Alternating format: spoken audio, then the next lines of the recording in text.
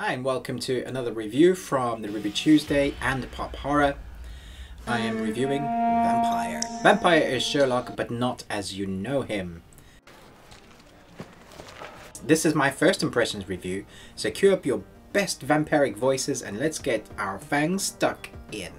On the 1st of May 2008, Dontnod Entertainment Studio was created. Their first game was published on November 10th, 2011, which was Remember Me, with the help of Capcom, and then they gave birth to the now critically acclaimed game Life is Strange, which originally was titled What If? Go figure.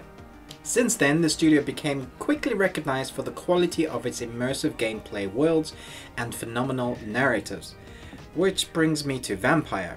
This game takes place after the Great War in 1918 London. The city has been devastated by conflict and the Spanish flu is spreading rapidly amongst its citizens. While the British government struggles to rebuild the country, secretive groups led by the supernatural beings are pulling strings in the background of the seedy underground of Londinium. Ancient vampire societies, occult scholars and relentless vampire hunters all compete for dominance. The protagonist of the game is Jonathan E. Reed, who is a talented surgeon and researcher widely respected by his peers.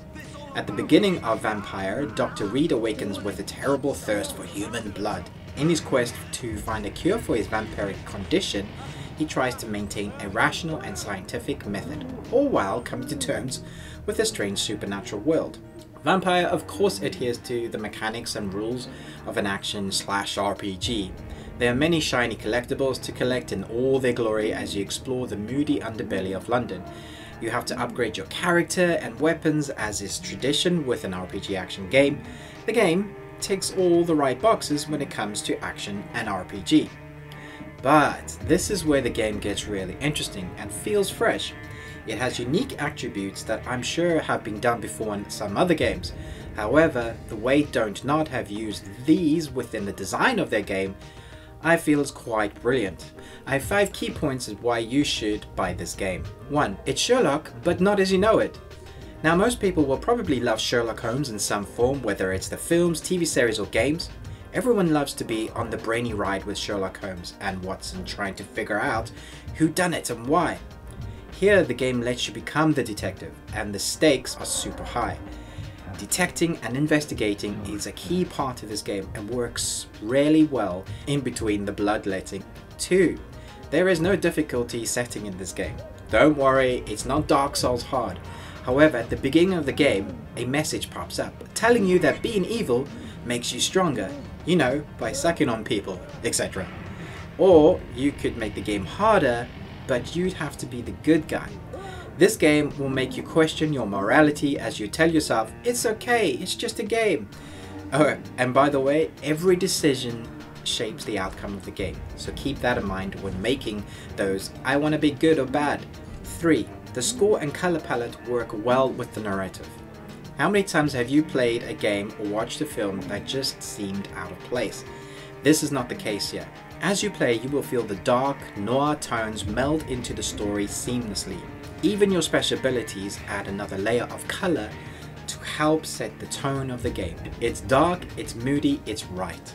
4. The narrative. Dontnod have a proven track record when it comes to immersive storytelling, and Vampyr is no exception. Of course, the world will allow you to choose how immersive you want to get, just like The Witcher Wild Hunt does, for example. The characters are as rich as you'd expect, but even hunting a human for food becomes part of the story as you find out more about them.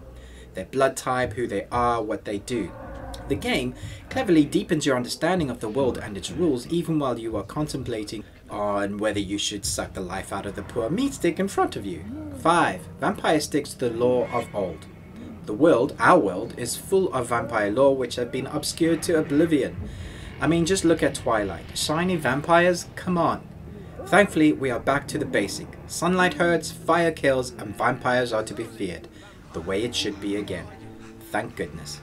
If, like me, you have been craving a good story that lets you be Sherlock Holmes and Jack the Ripper, love vampires but need your faith restored in the world of vampires, then this is the sucky game for you.